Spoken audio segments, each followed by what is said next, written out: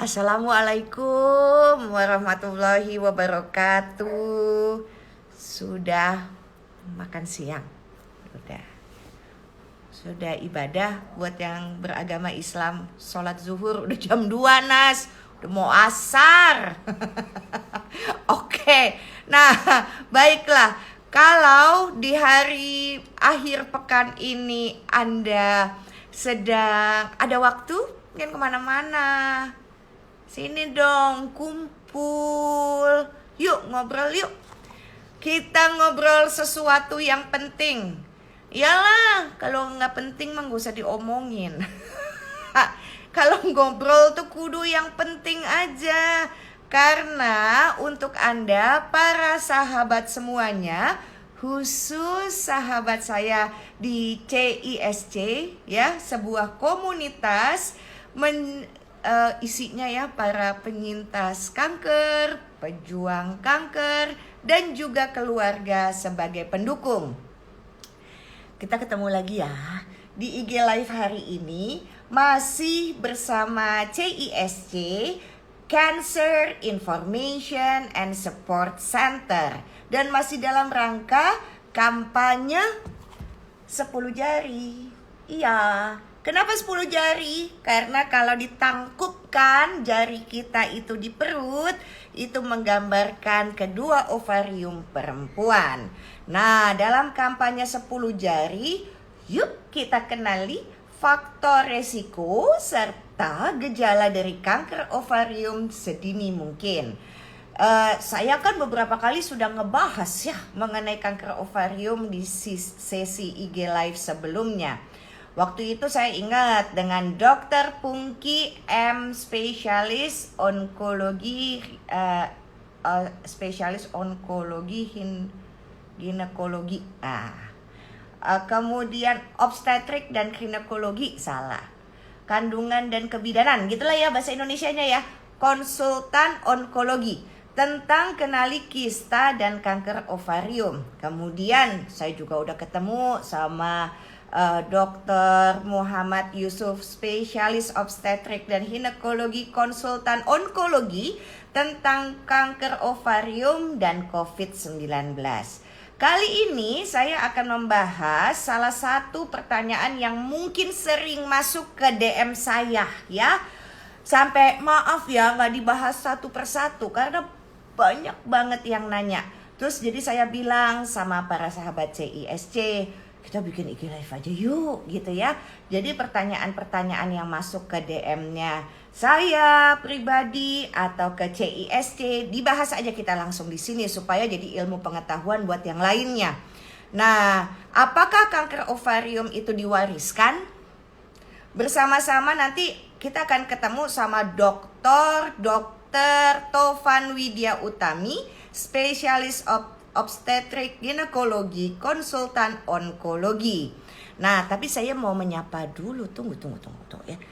CISC ada akun baru loh. Jadi selain CISC yang lama, ada satu lagi, CISC Spesial Ovarium. Nah, dua-duanya ya saya undang. Dan kalau misalnya bilang diwariskan, maka kita ke Dokter Tovan aja. Assalamualaikum. Waalaikumsalam warahmatullahi. Apa kabar? Baik, Mbak Sanas. Cantik sekali sih bajunya. Waduh, apalagi yang punya baju pink itu ya. Dokter saya mau Tovan pakai baju pink. Ya, hampir mau pakai baju pink ya. Iya, hampir. Dokter Tovan, izin ya, kalau misalnya saya membacakan CV-nya dulu ya. Tunggu dulu. Maaf, Mbak Tantri, akun IG yang satunya mungkin bisa di-mute supaya suara airnya tidak masuk. Kalau enggak nanti jadi nggak fokus. Oke. Maaf ya Mbak Tantri, ini ada Mbak Tantri nih di akun satu lagi. Nah, ini kenapa dikasih? Iya, kenapa dikasih gambar hujan ya? Apa air? Oke, di mute. Soalnya ini ceritanya mau ini kan ya, sebentar saya mau mute. Iya, sip. Apa saya keluar sebentar ya? Saya sebentar boleh nggak? Jangan keluar, udah di Oh, situ aja. Tinggal ada gambar yang kayak mikrofon, dipencet, maka akan disilang. Nah, disilang sehingga suaranya Dokter Tovan bisa terdengar jelas oleh kami, tidak terganggu oleh air dan suara toa. Nah, kedengaran semua ya. Tadi aku sudah mute. Ya dulu ya. Oke, oke, oke. Saya kayaknya ganti earbuds-nya gitu aja. Itu kayaknya. oke, Mbak Tandri mungkin memang betul mesti live dulu kali ya. Jadi diperbaikin dulu ya. Ya, Oke, terima kasih oke. Mbak Tandri. Ya, maaf Nah, ya. Dokter Nah, Tovan kita akan Ya, lanjut ya. Jadi di tahun 2012 Dokter Tovan itu Fellow Onkologi Ginekologi Leiden University Medicine Centrum gitu ya. ya, Kemudian tahun 2013 Onkologi dan Ginekologi Konsultan di Fakultas Kedokteran Universitas Indonesia RSCM. Dan di tahun 2016 Doctoral Program of Biomedical Science FKUI RSCM. ya, Kemudian betul. posisinya adalah Teaching Staff and Medical Staff of the Department of Obstetric and Gynecology FKUI RSCM, Chair of Academic Quality Assurance, Team for Specialist Doctor Education Program, Obstetrik dan Ginekologi juga dari Fakultas Kedokteran UI RSCM. Kemudian posisinya juga pernah menjadi member of cervical apa nih bacanya dok? Cervical precancellation. Itu apa tuh maksudnya? Itu sebelum jadi kanker serviks, jadi lesi prakanker dulu Mbak Syahnas. Oh. Ya, prakankernya dulu. Oke. Inasgo Hogi itu jelasin dok sama semua sahabat CISC silakan.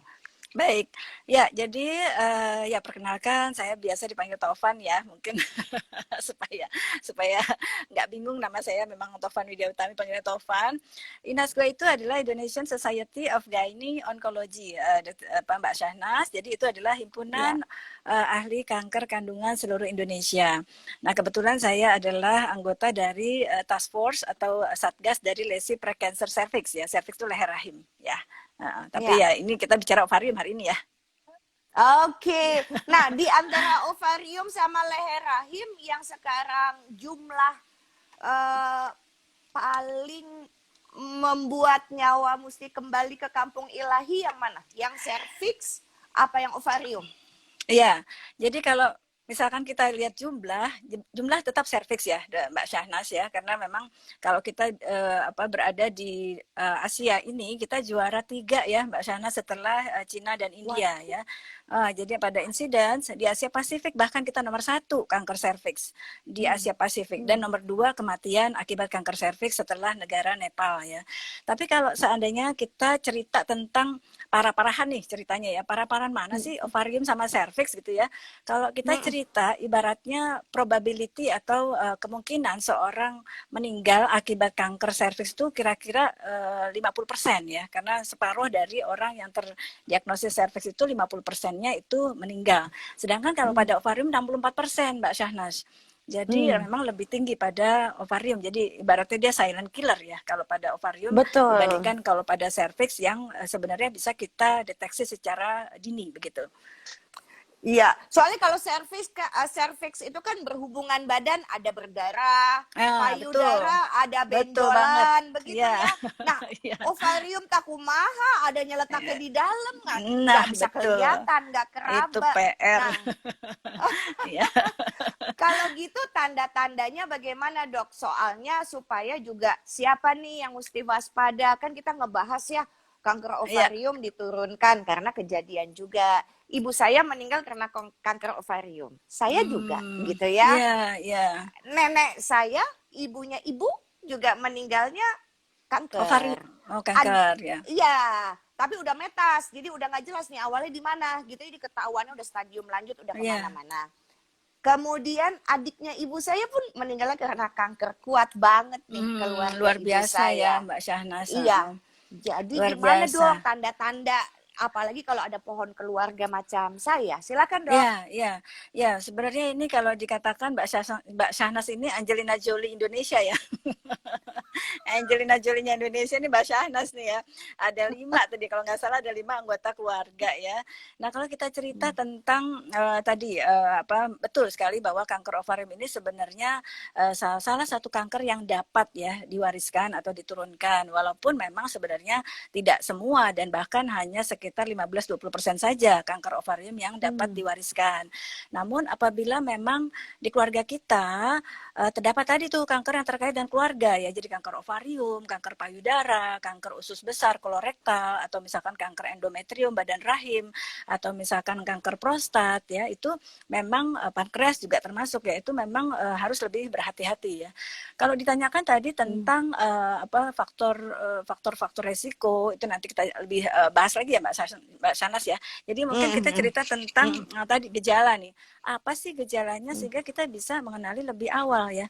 Memang tadi sudah disebutkan bahwa gejala dari kanker ovarium ini memang secara studi dikatakan bahwa 30% diantaranya bahkan tanpa gejala. 30% tanpa gejala loh, hati-hati, luar biasa ya. Sedangkan 50-60%-nya ya, jadi 50-60% lebih dari separuh dari kasus kanker ovarium itu ternyata hanya menunjukkan gejala-gejala yang tidak spesifik, tidak khas gitu ya. Jadi misalkan kayak perutnya gampang apa begah ya, kemudian jadi kembung, betul ya, jadi cepat kenyang ya, atau misalkan kok lama-lama nih perutnya gendut nih, kok kayaknya mikirnya ini gara-gara apa lemaknya aja, ternyata ada isinya di dalam perutnya ya. Atau misalkan ada penurunan berat badan, bahkan bisa penurunan nafsu makan, atau misalkan jadi sering berkemih, atau misalkan ada rasa nggak nyaman, jadi disangkanya nanti masuknya ke dokter penyakit dalam, mereka datangnya ya ke bagian saluran cerna atau sejenisnya gitu. Jadi memang seringkali kanker ovarium ini terdeteksi di stadium yang lanjut, sehingga memang memberikan kemungkinan kesembuhan atau prognosis yang tidak baik memang itu.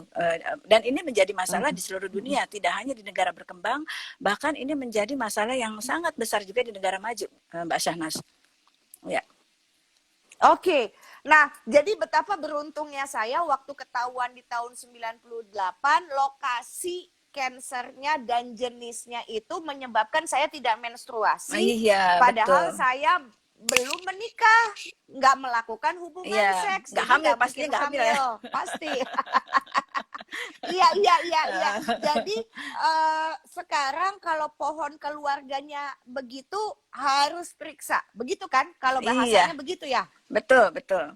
Ya, jadi memang kalau kita cerita dimanapun beradanya nih kanker ya, kita kan kalau bisa mencegah ya. Jadi kita ibaratnya Iya. tuh ketinggalan zaman banget ya, berapa dekade gitu kalau kita bicaranya kuratif ya, proses Iya. penyembuhan segala macam. Jadi pencegahan selalu lebih baik Iya. dibandingkan kalau sudah kena penyakitnya ya. Jadi memang Iya.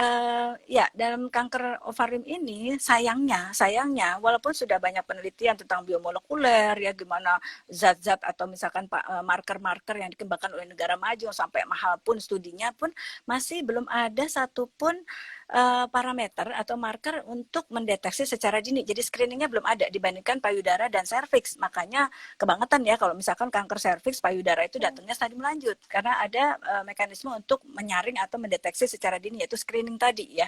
Tapi memang kanker ovarium ini kenapa bisa menjadi satu masalah yang datangnya stadium lanjut tadi? Yang pertama, tidak ada metode screening yang handal ya. Jadi memang kita harapkan pada pasien-pasien yang memang sudah memiliki anggota keluarga ya, terutama tadi Mbak Sanas ada kanker ovarium juga, kanker payudara, kemudian kanker usus besar, itu baiknya melakukan pemeriksaan secara rutin walaupun tidak menunggu walaupun belum ada gejala. Jadi jangan sampai menunggu gejala begitu ya. Kemudian kalau kita cerita lagi lebih agak bombastis ya, di keluarganya Angelina Jolie kan ada 9 orang loh, bahkan 9 orang mereka terkena penyakit kanker yang terkait dengan keluarga. Ada 3 orang kanker ovarium ya, jadi ibunya, neneknya, dan salah satu dari tantenya gitu ya. Kemudian ada 4 yang payudara gitu, ada 1 yang prostat, ada 1 yang memang kelenjar keringat, itu juga termasuk penyakit kanker pada yang terkait dengan keluarga. Jadi apa yang harus kita lakukan kalau misalkan keluarga kita ada yang punya kanker ovarium, kanker payudara, kanker usus besar? Nah, jangan ragu-ragu, datang deh ke dokter yang tepat ya, mungkin datang misalkan ke dokter kandungan ya. Biasanya kalau dokter kandungan yang yang sudah biasa melakukan screening terhadap kanker ovarium dalam tanda kutip ya, walaupun ovarium belum ada screeningnya, kita melakukan USG ya, ultrasonografi, pemeriksaan USG yang sederhana. Kalau misalkan pasiennya sudah pernah melakukan hubungan seksual atau sudah menikah, biasanya kita lakukan transvaginal ya, lewat vagina, atau kalau misalkan belum, biasanya transrektal, atau misalkan ya kalau memang kelihatan bisa transabdomen dengan kandung kemih yang terisi penuh, dan biasanya disertai dengan pemeriksaan marker ya, tumor marker, yaitu CA125. CA125. Iya, betul. Ya. Udah hafal ya? Udah hafal. Karena setiap 6 bulan sekali mesti laporan begitu ya. Iya. Tapi wajib ini luar lapor. biasa. 24 jam kamu bantuin. wajib lapor. Iya betul. Udah kayak hansip dokter saya. Dok, bantuin ya. Ada pertanyaan yang masuk dari Mbak Marti Wihandayani. Dokter Tovan, tolongin saya. Tanda-tanda kalau ada masalah di serviks atau ovarium yang paling gampang saya tahu apa, Dok? Kayaknya udah mulai ada tanda-tanda yang dia curigain nih. Ya, oke. Ini dari siapa? Panggilannya siapa, Mbak? Siapa? Martiwi Handayani. Mbak Yani lah kita sebutnya gitu ya. Yani ya, Marti atau Yani ya. Oke, Mbak Yani. Iya. Terima kasih atas pertanyaannya. Ini pertanyaan baik sekali ya. Jadi bagaimana kita bisa mengenali gejala dan tanda ya atas kanker ovarium. Tadi ada sedikit sempilannya serviks ya. Jadi kalau sebenarnya gini, kita harus mengetahui faktor-faktor risiko apa yang melekat pada diri kita dulu ya. Jadi kalau kita cerita faktor risiko mungkin ada di kampanye 10 jari ya Mbak Shahnaz ya. Ada 6 faktor risiko dan 4 gejala yang penting yang terutama itu. Jadi salah satunya adalah kalau misalkan kita merasa misalkan maaf ya, belum pernah ada kehamilan ya. Jadi kita belum pernah hamil, belum pernah menyusui, atau misalkan kita menikah pada usia yang sudah agak lanjut di atas 35 atau di atas 40 tahun. Biasanya kalau pasien perempuan datang nih ke saya, kemudian mengeluhkan misalkan perutnya agak membesar, dia belum menikah, usianya misalkan katakanlah 45 tahun. Saya udah curiga nih, ada apa dengan ovariumnya ya. Jadi memang betul sekali, usia reproduksi sehat itu usia 25 sampai 35. Maka menikahlah di usia sekian ya, jadi 25 sampai 35. Nah, yang kedua, kalau misalkan kita tadi tuh misalkan memiliki anggota keluarga yang terkait dengan kanker keluarga, misalkan kanker ovarium, payudara, usus besar ya, endometrium, badan rahim atau prostat, atau misalkan pankreas, itu hati-hati juga ya. Kemudian kalau misalkan kita memang sudah berusia di atas 50 tahun, itu juga penting tuh ya. Jadi segera melakukan konsultasi, karena yang namanya pemeriksaan sebelum menunggu gejala itu adalah lebih penting ya. Jadi datang ketika usia 50 tahun walaupun tidak ada gejala. Nah, yang kemudian yang penting juga adalah kalau misalkan kita pernah menderita misalkan kista endometriosis. Mungkin teman-teman di sini pernah tahu ya kista coklat ya. Kalau misalkan menstruasi itu sakit banget, itu namanya kista coklat atau endometriosis. Nah, biasanya kalau misalkan kita sudah terkena itu lebih awal atau lebih muda, misalkan sejak belasan tahun sudah dapat kista endometriosis, hati-hati, dia bisa berkembang atau transformasi menjadi ganas. Atau bisa juga misalkan pada kondisi misalkan dia belum pernah melakukan KB pil ya, karena pil kontrasepsi itu ternyata memberikan proteksi atau perlindungan terhadap kanker ovarium ya. Nah, kalau kita sudah mengenali gejala-gejala yang ada dalam keluarga kita ya, faktor risiko yang ada dalam melekat keluarga kita ya, jadi memang seringkali kita jadi parno ya. Jadi wah, sedikit-sedikit perutnya ada rasa nggak enak, wah ini ovarium nih ya, nggak juga ya. Tapi sebaiknya tadi ketika kita memang memiliki faktor risiko, segera datang dan berkonsultasi kepada dokter kandungan ya. Dalam hal ini jadi jangan datang ke dokter penyakit dalam ya. Biasanya tadi tuh ketangkepnya kalau misalkan pasien sudah perutnya begah ya. Saya pernah dapat ya pasien nona juga, nona ya, kemudian dia dikatakan memang karena memang belum pernah melakukan hubungan seksual gitu ya. Jadi datanglah ke dokter penyakit dalam saluran cerna, nggak ketahuan penyakit ternyata udah kanker ovarium stadium lanjut ya. Jadi biasanya gejalanya nggak spesifik Mbak Yani ya. Jadi memang misalkan tadi perutnya rasanya nggak nyaman, atau bahkan tadi gampang kenyang ya, atau misalkan bisa cerna, misalkan kayak konstipasi ya, buang air besar nggak lancar, atau bahkan sering berkemih ya, gejala yang tidak spesifik sama sekali ya. Jadi tidak ada satupun gejala yang memang bisa menuntun kita ini pasti pasien menderita kanker ovarium ya. Jadi sekali lagi penting untuk memeriksakan sebelum munculnya gejala apapun ya. Ya, mungkin itu ya. Bisa suara saya jelas ya Mbak Shahnaz? Dok, Suaranya jelas, walaupun suaranya Mbak Tantri belum bisa di-mute ya Mbak. Jadi krosok-krosok dari mic-nya masuk Mbak Tantri. Oh Baik, iya ya. Mbak Tantri, ya tapi masih tertangkap jelas Dokter Tovan, aman. Oke. Ya, aman Ini aman. Ya, alhamdulillah. ada di layar satunya ini Mbak Tantri ngasih tunjuk apa ya? Kanker ovarium. Nggak apa-apa, ini saya punya juga nih. Nah, gitu.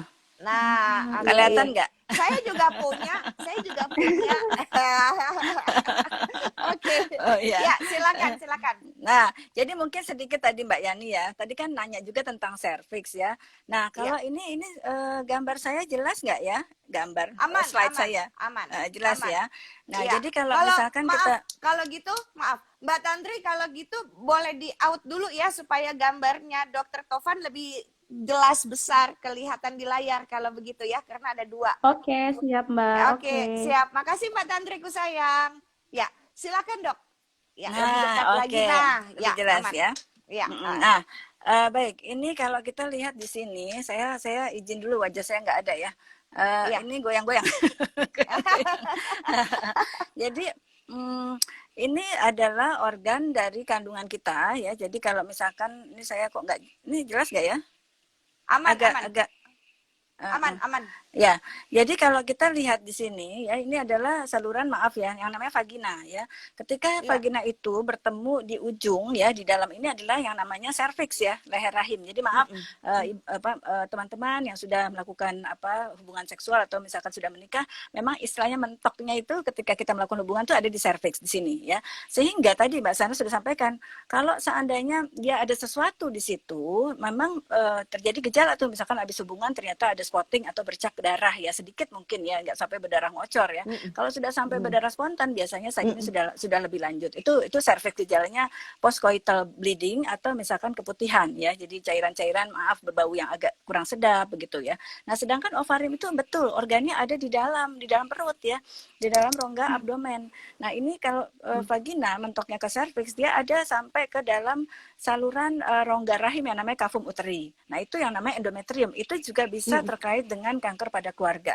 Nah, ini kita nyambung ke atas sampai ke saluran telur sampai ke indung telur. Nah, indung telur itu dia modelnya kayak gini ya. Dalamnya itu seperti kayak bongkahan-bongkahan. Ya, jadi dia ada pembuluh darah ya, kemudian ada sel telur. Ini adalah pabriknya sel telur kita ya. Jadi pabriknya oosit namanya sel telur kita. Jadi ovarium juga adalah organ yang sangat dinamis. Nah, mungkin teman-teman juga bingung ya, ovarium itu kayak apa gitu kan ya. Ovarium itu kalau diibaratkan bentuknya kayak kacang almond, kecil ya, 2,5 cm kira-kira, kacang almond kecil banget ya. Tapi kalau misalkan udah jadi kanker, dia namanya kanker itu adalah sel-sel yang luar biasa nakal. Dia membelah secara tak terkendali sampai gede banget ya, bahkan sampai perutnya penuh banget. Nah, ketika nah ini adalah gambar skematis nih, yang putih cantik ini adalah ovarium. Nah, ovarium sayang ya. Ini putih ini adalah ovarium, ini adalah tuba fallopi ya, menangkap sel telur masuk ke sini sehingga terjadi pembuahan ketika seseorang misalkan berhubungan seksual ya. Nah, kalau kita cerita tentang live-nya ya. Nah, ini adalah live-nya nih. Ini adalah gambar salah satu pasien saya ya. Nah, ini pasien yang habis ini badan rahim aja ini Mbak Syahnas. Ini badan rahim setelah sesar. Ini pasien alhamdulillah aman. Ini badan rahim tapi dia punya varises, pembuluh darah varises lebar-lebar. Nah, ini ovariumnya ini dari arah depan ya. Ini gambaran depan, ini arah dari belakang. Ovarium itu ada di sisi belakang dari rahim kita ya. Jadi kanan kiri ya, ini dia ya. Jadi ini yang putih-putih ini ovarium ya. Jadi kanan kiri normal, ovarium normal. Tapi ketika kita misalkan menjadi seperti ini, kebayang nggak? Nah, ini coba, ini serem banget ya, serem banget. Nah, coba kita lihat lagi, nah seperti ini, ya kebayang nggak? Itu jadi dalamnya itu, aduh. Nah, ini gimana ya? Naik. Jadi seperti ini ya, jadi benar-benar berantakan isinya ya. Jadi kadang-kadang juga bentuknya, nah kayak begini tuh Mbak Sanas, bisa nggak dilihat tuh? Iya. Nah, lihat Allah. Jadi perutnya itu seperti itu, kemudian isinya Heeh. jadi apa? Maaf ya, jadi kayak hutan belantara, luar biasa. Jadi Iya, udah nggak iya. jelas rahimnya di mana, kemudian ovariumnya juga Heeh. udah nggak jelas ya. Jadi intinya seperti itu. Kenapa seorang penderita kista ovarium itu Heeh. menunjukkan gejala yang tidak spesifik? Karena memang Heeh. teman-teman di sini mungkin harus paham juga bahwa kista ovarium itu macam-macam ya. Jadi nggak semua kista Iya, itu iya. bisa jadi kanker ya. Ada juga yang Heeh. perlu kita luruskan, misalkan kayak kista itu ternyata bisa hilang sendiri tanpa diberikan terapi apa-apa. Jadi kista fungsional namanya ya. Tapi intinya Iya. tadi ya, kita harus tetap pada awareness ya Mbak Shanas ya, Iya. kesadaran bahwa kalau misalkan kita di keluarga ada yang tadi rame banget tuh kanker ovarium, kanker payudara, kanker Iya. ya, kolorektal kayak Mbak Shanas ini, pokoknya datang aja deh ya. Bahkan kita Datang harus aja. datang Iya. ke konselor genetik juga ya. Ya. Baik. Nah, jadi yang di tangan saya gantian ya dok ya. Nah ini Ya. dia nih. Tuh. Saya bacakan. Bantuin saya ya dok. Jadi ada gerakan peduli kanker ovarium. Kenali kanker ovarium dengan 10 jari. Nah, Ya. 10 itu ada 6 faktor resiko, ada 4 sebagai tanda. 6 Gejala. tambah 4 kan 10 Mm-mm. jarinya ya, gejala atau tanda. Dok, faktor risiko satu persatu ya. Kista endometriosis, betul ya? Ya. Ada riwayat keluarga yang menderita kanker ovarium dan payudara. Tadi Dokter Tovan juga sudah menjelaskan berkali-kali kepada kita. Yang ketiga adalah mutasi genetik. Yang keempat, angka paritas rendah. Paritas teh naon dok? Ya, paritas itu melahirkan, Mbak Shanas tadi yang saya bilang tuh. Jadi ada penelitian, studi ini menarik sekali. Mbak Shanas anaknya 3 ya? 3. 3. Sama kalau gitu sama saya. Nah, jadi ada suatu studi yang menyatakan apabila kita memiliki anak lebih dari 5, itu merupakan faktor yang melindungi kita dari kanker ovarium. Tapi kan sayangnya Mbak Shanas kan sudah dapat kanker ovariumnya sebelum punya anak ya. Iya. Ya, jadi itu faktor proteksinya luar biasa sampai angkanya 80 sampai 87,6%. Jadi pasien yang memiliki anak lebih dari 5 itu protektif terhadap CA ovarium itu sampai 87,6%. Itu udah ada studinya ya. Nah, itu luar biasa. Jadi memang ya, tapi bukan berarti terus jadi yuk banyakin anak yuk. Iya. Pantesan waktu saya belum menikah, kemudian didiagnosa ada kanker ovarium, dokternya mendorong saya cepat nikah karena Iya, gitu supaya betul. mesinnya berfungsi lagi. Hormonnya. Nas, ayo cepat Iya. nikah. Terus saya bilang iya emang gampang ngomong, nyarinya itu susah dok, saya bilang Iya. begitu. Karena kayaknya Mbak Shanas nggak perlu Jadi- nyari ya, nggak perlu nyari, banyak yang ngantri. Tinggal milihnya susah, milihnya Iya. susah ya.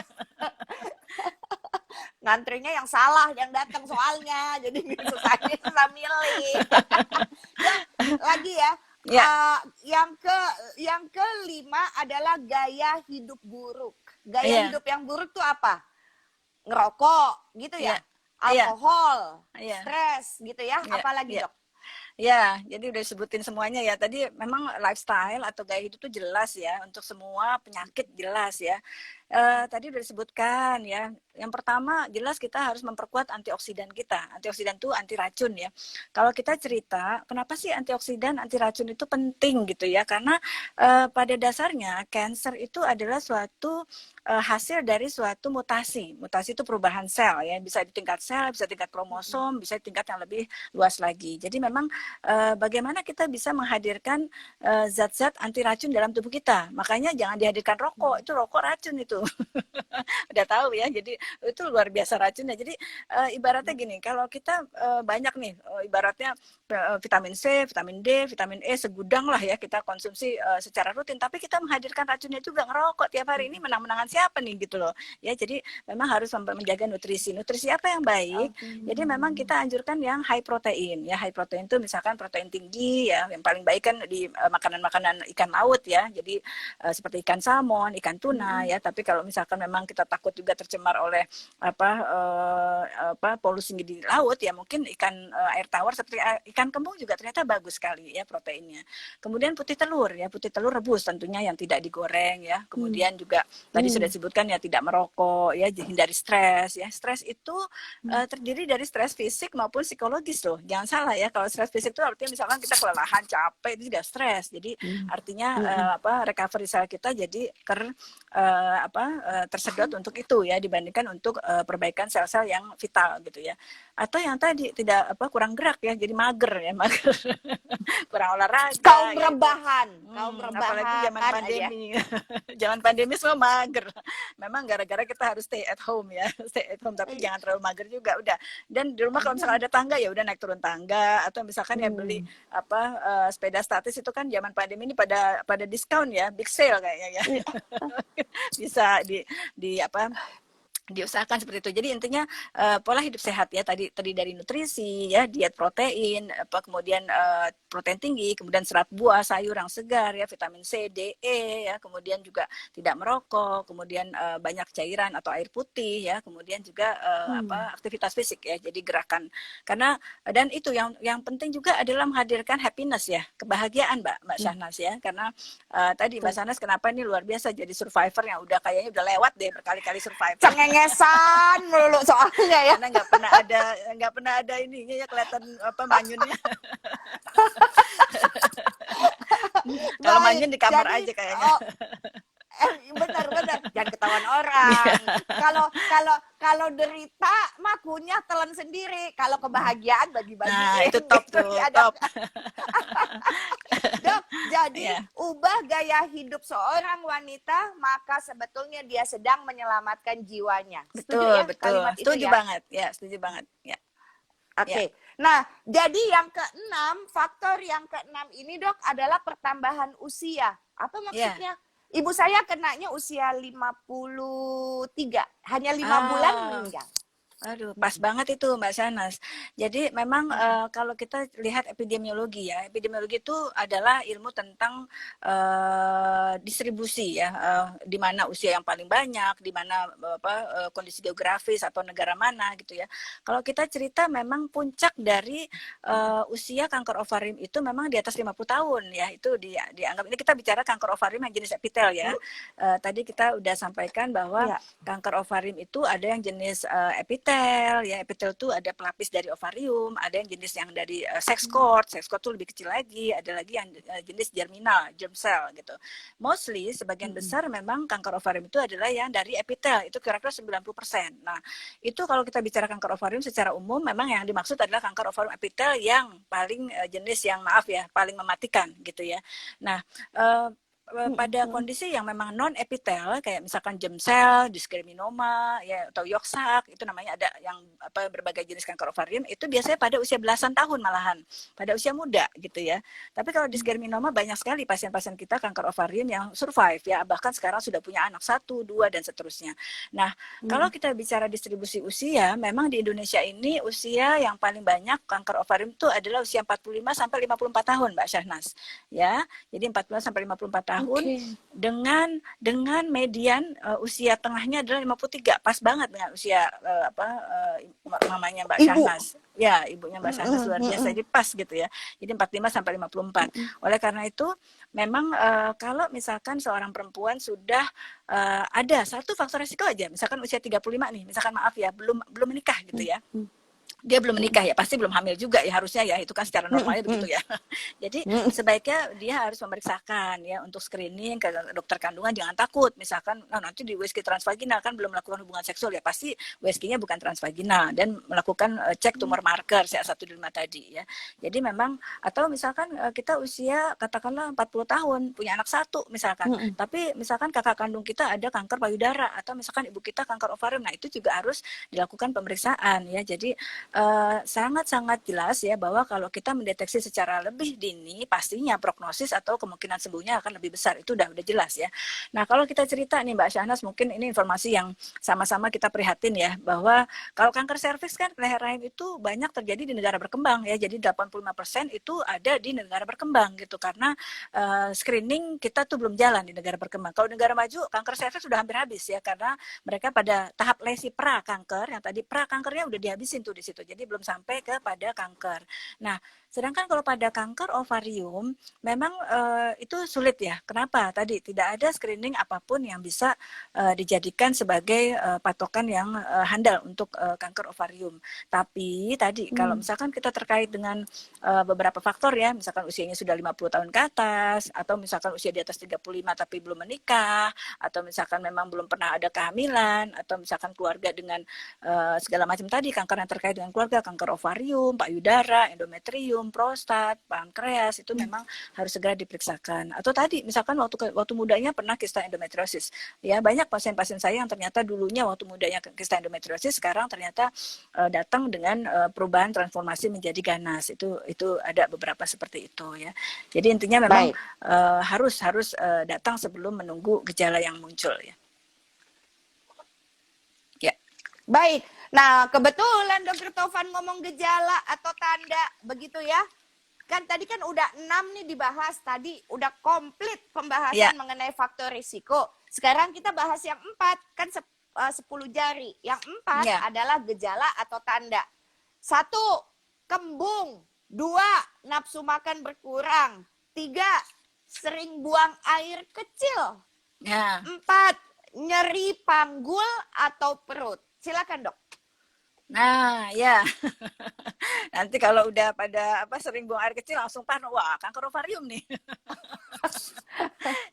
Ya, jadi ini memang kenapa sih ini kreatif banget ya, teman-teman dari AstraZeneca Indonesia ya, dari mana ini ya.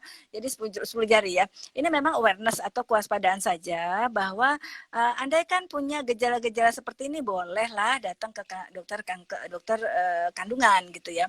Kalau kita cerita tadi, kenapa sih bisa kembung atau rasa penuh gitu ya?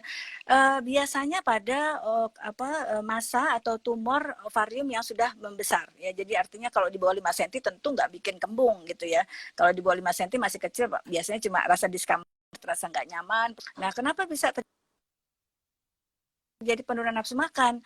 Itu biasanya kalau udah penurunan nafsu makan itu udah kanker, itu bahkan udah stadiumnya sudah bukan stadium dini lagi gitu ya. Kenapa? Karena secara umum kanker itu menimbulkan katabolik ya. Katabolik itu artinya ada pemecahan sel ya, kemudian juga terjadi pengeluaran mediator ya, sehingga menimbulkan penurunan nafsu makan karena udah rasa mual ya, pendesakan, itu jadi membuat dia malas makan gitu ya. Bukan karena dia nggak mau makan, tapi memang udah mual, jadi orang juga dipaksa makan yang paling enak juga nggak bisa gitu ya. Nah, sering berkemih atau buang air kecil biasanya juga karena desakan massa. Kalau misalkan tumor ovariumnya itu tidak mendesak kandung kemih, ya tentu saja nggak akan ada gejala kandung kemihnya tertekan, jadi biasa aja kencingnya gitu. Nah, biasanya juga terjadi konstipasi. Konstipasi itu jadi pupnya nggak lancar gitu ya. Kalau pupnya nggak lancar, biasanya itu jenis tumor yang memang menekan ke bagian belakang rektum ya, bagian usus belakang gitu. Jadi memang kenapa sih ini gejalanya dijembreng semua gitu ya. Jadi tergantung tumor itu mendesaknya kemana, membesarnya kemana gitu ya. Tentu kalau misalkan dia membesar ke atas, jadi rasa lebih mualnya lebih dominan. Kalau mendesak ke depan jadi sering berkemih gitu ya. Mendesak ke belakang jadi nggak bisa buang air besar. Bahkan sampai obstruksi. Obstruksi itu sampai pasien itu nggak bisa pup sama sekali. Itu emergency ya, karena bisa pecah itu ususnya kan, bisa sepsis segala macam, infeksi berat ya. Jadi memang gejala-gejala ini sekali lagi saya sampaikan, walaupun kenali gejala, kenali tandanya gitu ya. Ini sebenarnya sudah ada studi di dunia itu tadi bahwa 30% kanker ovarium itu tidak bergejala sama sekali. Pasiennya nggak merasa ada gejala, cuma by accident aja. Kebetulan ketahuan gitu ya. 50-60%-nya nggak khas ya, tadi cuma rasa begah, rasa cepat penuh, rasa kok jadi males makan, jadi ada mual ya. Kadang-kadang pada kanker ovarium jenis tertentu yang udah sampai nyebar ke dinding perut, itu nanti akan menyebabkan terjadinya cairan banyak nih Mbak Syahnas. Di dalam perutnya itu penuh bahkan sampai 6 liter cairan tuh bisa tuh. Kebayang nggak? Pasien kalau perutnya penuh udah kayak orang hamil kembar gitu ya, padahal isinya cairan. Tentunya nggak bakalan dia bisa nyaman ya. Itu biasanya datang udah pada stadium lanjut begitu. Ya mudah-mudahan bisa dipahami ya. Iya, sangat-sangat bisa dipahami karena ibu saya memang isinya cairan. Jadi waktu ketahuan adalah perutnya membesar. Jadi saya tanya sama ibu saya, Mama teh hamil lagi? Bilang gitu, udah kan? Enggak lah, nggak mungkin hamil. Orang menopause kok gitu ya. Nggak mungkin hamil. Dan ibu saya adalah orang yang paling males periksa dan selalu merasa lebih jago dari dokter. Jadi segala sesuatu tuh nyembuhin sendiri. Nah ya udah jadinya ketahuan udah stadium terminal. Dokter Alwin Simanjuntak di Pertamina waktu itu langsung hands up, udah nggak bisa, tapi hanya untuk membuat paliatif menjadi lebih aja nyaman.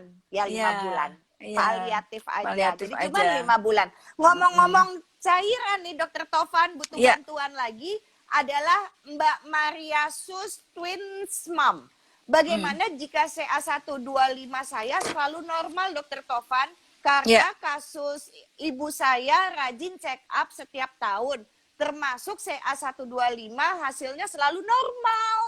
Sampai terakhir perut sudah berisi asites. Pun CA125-nya dicek masih tetap normal. Penjelasannya gimana, Dok? Ya, nah ini bagus sekali pertanyaan ini. Makanya tadi saya sampaikan berkali-kali ini PR besar ya, bahkan bagi negara maju yang sudah sampai begitu canggihnya marker-marker atau penanda tumor gitu ya, sampai pada biomolekuler kan mereka kembangkan. Jadi memang secara umum nih, kita bicara secara umum nih ya, secara umum kanker ovarium yang namanya jenis epitel itu kan tergantung dari sel mana tuh dia racingnya ya, berkembangnya dari mana. Kalau dari kulitnya si ovarium itu namanya jenis kanker ovarium epitelial ya. Markernya itu memang CA125 ya, kebanyakan mereka producing atau menghasilkan CA125 tersebut ya. Tapi ada beberapa jenis kanker ovarium yang memang jenis epitel juga ya, ternyata dia tidak producing ya, biasanya clear cell ya, jenis clear cell itu paling agresif ya, ibaratnya tuh kalau dibilang ganas ya seganas-ganas itu clear cell itu. Nah, biasanya dia CA125-nya nggak tinggi gitu. Nah, kalau kita cerita tentang yang lain, jenis ovarium yang non-epitel, jelas itu markernya bukan CA125. Tapi kalau misalkan yang jenis yang non-epitel, itu biasanya tidak ada asites, atau asites itu cairan yang menumpuk di perutnya ya.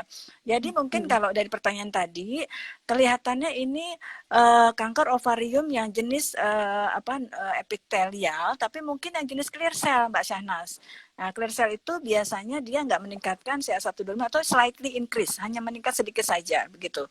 Jadi memang tergantung dari histologi, histotype ya, jenis histologi atau jenis sel dari si ovarium tersebut. Tapi secara sebagian besar memang itu marker yang kita pakai CA125 untuk kanker ovarium jenis epitelial ya. Ya, itu sih memang harus dilakukan CT scan atau MRI untuk lihat ekstensi dari si tumornya tersebut gitu ya. Baik, pokoknya pesan saya sama Dokter Tovan adalah ayo jangan takut. Lebih baik segera periksa Mbak Maria, bawa ibunya buat periksa. Kalau takut kuatkan, karena lebih baik tahu daripada menduga-duga. Setuju ya Dokter Tovan ya? Setuju banget. Karena banyak sekali orang Indonesia, aku nggak mau periksa. Gitu, nanti kalau periksa malah ketahuan. Lah, ya aku sih tahu. Gitu. Itu banyak yang kayak gitu. Nah, sekarang yang butuh bantuan Dokter Tovan lagi adalah Mbak Lucia Hosbah. Anak beliau kemarin 2 bulan ke dokter dikasih obat pendarahan sampai sebulan. Lalu sekarang diberi pil KB untuk menormalkan hormonnya nih Dokter Tovan. Di USG baik dan bersih. Yang saya tanya, ini pil KB aman atau tidak karena bermain di hormon? Ya. Ini nggak disebutkan usianya ya. Usia anaknya berapa, putrinya berapa usianya tadi? nggak disebutkan ya usianya. 20-an kayaknya mungkin ya. 20-an Iya, ya, oke. iya. Ya, baik. Jadi memang jangan takut ya. Ya harusnya dokter tersebut sudah melakukan analisis, kemudian menegakkan diagnosis dan menetapkan treatmentnya ya. Jadi yang dinamakan pil KB itu sebenarnya adalah pada umumnya ya itu adalah OCP ya, oral contraceptive pills atau combine ya, Iya. combine pills ya. Jadi biasanya itu terdiri dari estrogen dan progesteron sintetik ya, estrogen dan progestin Iya. yang dosis rendah. Nah, dosis rendah. Jadi nggak usah takut nanti wah jangan-jangan nanti setelah anak saya diberikan pil KB nanti ketika dia menikah susah punya anak ya, enggak ya. Jadi itu biasanya Iya. kita berikan bahkan pada pasien-pasien yang namanya abnormal uterine bleeding, jadi perdarahan yang tidak teratur atau tidak normal ya terkait misalkan pada kondisi yang memang terkait dengan hormonal ya, itu bisa kita berikan untuk meregulasi, justru untuk mengatur haidnya supaya lebih teratur gitu. Tentu tidak akan kita berikan sepanjang usia dia ya. Jadi biasanya kita berikan antara 3 sampai 6 bulan ya secara rutin bagaimana ketika kita regulasi dengan oral contraceptive pills tersebut, kemudian kita lepas ya. Jadi biasanya kita nggak berikan jangka panjang begitu. Ya, mudah-mudahan bisa menjawab ya. Siap. Dokter Tovan, Ibu Ima nanya begini, Ibu Ima Taslimajan. Untuk cek endometriosis, tes apa dok yang mesti saya lakukan? Nah, endometriosis. Ya, nah ini penting nih ya. Tadi saya udah bilang ya, bahwa kista itu macam-macam Mbak Sahnas ya. Jadi ternyata banyak juga yang kista yang memang nggak terkait dengan pola hidup gitu ya. Tapi tentu ya semakin kita memperbaiki pola hidup kita lebih sehat, tentu semakin baik untuk seluruh organ tubuh kita ya. Jadi kalau terkait dengan segala macam kista tadi, endometriosis itu yang paling banyak kaitannya dengan faktor hormonal ya. Hormonal itu estrogen ya. Biasanya kita anjurkan pasien-pasien dengan misalkan memang kaitannya dengan keluarga, dia sering ada pasien dengan ibunya miom ya, atau misalkan kakaknya misalkan endometriosis atau adenomiosis, itu jenis-jenis penyakit-penyakit kandungan yang bikin sakit kalau lagi menstruasi. Kita anjurkan pasien nggak boleh gemuk ya. Pasien nggak boleh gemuk, jadi dia harus menjaga berat badannya ya. Jadi bukan saja berat badan atau sindrom metabolik, obesitas, hipertensi, itu kaitannya hanya dengan penyakit kardiovaskuler saja, tapi kaitannya dengan beberapa penyakit-penyakit kandungan ya. Jadi pasien kita anjurkan berat badannya stabil sesuai dengan berat badan idealnya ya, tergantung indeks massa tubuhnya atau body mass index ya, tinggi badan, berat badan, ada rumusnya. Kemudian tentu menjaga diet ya. Jadi jangan sampai dietnya misalkan ketinggian karbo gula ya. Jadi karbohidrat gula itu sebenarnya lebih jahat dibandingkan lemak sekalipun ya. Walaupun memang kita anjurkan juga jangan tinggi kolesterol ya, pastinya lemak, kolesterol jangan, kecuali kalau misalkan memang dia memang diet keto ya, itu beda lagi ceritanya ya, betul-betul pure keto itu nggak masalah gitu ya. Tapi kalau keto dengan karbo itu jahat banget ya. Karbo gula itu dalam jangka panjang jelek. Jadi memang kita biasanya anjurkan pasien-pasien itu high protein ya, proteinnya pun yang rebus-rebusan ya, bukan yang goreng-gorengan. Kemudian sayur buah segar yang biasanya dikukus atau direbus ya, bukan yang misalkan oseng-oseng ya. Kita udah senang aja tuh sayur-sayur tapi seringnya dioseng ya, itu juga nggak bener ya. Ya, kemudian juga sama tadi, kalau misalkan dia kebetulan sudah overweight bahkan obes, dia harus membakar lemak ya. Jadi dengan apa? Dengan aktivitas, dengan regular exercise, dengan olahraga teratur. Kenapa? Karena fat atau adiposa tissue ya, jaringan lemak dalam tubuh kita itu juga merupakan salah satu sumber dari estrogen ya, ekstragonat. Jadi kalau misalkan kebetulan nih, saya badannya kurus ya dok ya, tapi kenapa saya kena endometriosis juga? Nah itu karena memang sudah ada jatahnya dari Allah ya, jadi itu given ya, dikasih sama Allah. Kita ovarium itu menghasilkan estrogen tinggi gitu. Tapi yang kita bisa kontrol adalah yang di ekstragonat tadi. Jangan sampai gemuk. Kalau udah gemuk harus dibakar dengan olahraga yang teratur. Jangan kumat-kumatan ya, hari ini misalkan 5 jam olahraga, besoknya 3 bulan nggak olahraga. Ya, itu juga nggak bener itu ya. Soalnya udah ditabung di depan. Nah, soalnya over exercise juga nggak bagus kan Mbak Syahnas kan. Banyak ya cerita-cerita kita yang over exercise ternyata juga jelek gitu ya. Ya, jadi ringan-ringan lucu aja tapi teratur. Lakukan olahraga yang Anda sukai gitu ya. Semua wanita yang sedang menonton ini supaya ovariumnya sehat dan tidak Nah, mungkin. dan jangan lupa Kalau emang tersenyum udah ya, Mbak menjaga Syahnas. pola sehat, Jangan lupa iya, tersenyum dan jangan selalu. lupa tersenyum dan bahagia. Nah, tadi ada pertanyaan saya Lakukan lupa ya. olahraga. Nah, Apa? ya betul. Nah, tadi bagaimana cara mengenali endometriosis ya, pertanyaannya ya. Nah, Iya, jadi iya. cara mengenalinya tadi ya, kalau misalkan memang kita setiap haid gitu ya, mensnya sakit ya. Kalau hari pertama kedua sih sebenarnya wajar ya, seluruh perempuan di dunia ini rasanya ada kram-kram sedikit hari pertama kedua itu wajar ya. Tapi sampai kalau sakit sampai guling-gulingan, sampai kayaknya perlu obat, kemudian nggak masuk kantor itu harus diantisipasi. Apalagi kalau misalkan nyerinya di hari terakhir haid, nah itu nggak normal ya. Itu harus diantisipasi kalau kita punya endometriosis atau adenomiosis ya. Mungkin teman-teman bingung nih adenomiosis apa gitu ya. Kalau kita disuruh milih ya, adenomiosis atau miom, mungkin banyak yang tahu ya, miom itu kan kayak tumor, kayak apa, bakso ikan atau mutiara yang ada di dalam otot-otot rahim kita ya. Mutiara sih bagus ya, tapi ini miom gitu. Jadi itu nggak nyeri. Biasanya kalau miom itu nggak nyeri. Mau sebesar apapun miom nggak nyeri gitu ya. Tapi kalau adenomiosis, walaupun kecil dia sakit. Adenomiosis itu adalah endometriosis yang ada di otot rahim. Jadi dia kayak apa ya? Kayak otot rahim itu jadi bagiannya sebagian mengeras gitu. Itu namanya adenomiosis. Biasanya nyeri.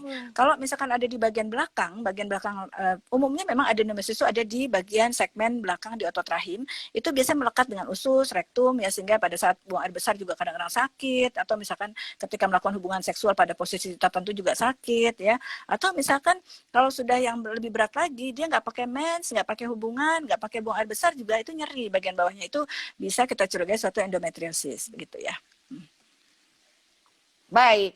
Nah, jadi ini bagus sekali pertanyaannya dari CISC Bengkulu nih. Wah, berat Dr. nih, Tovan.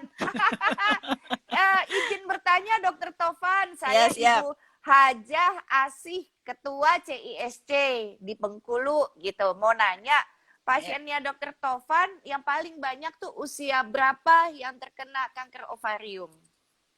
Ya, oke. Ini pertanyaannya menjurus pada pasien pribadi.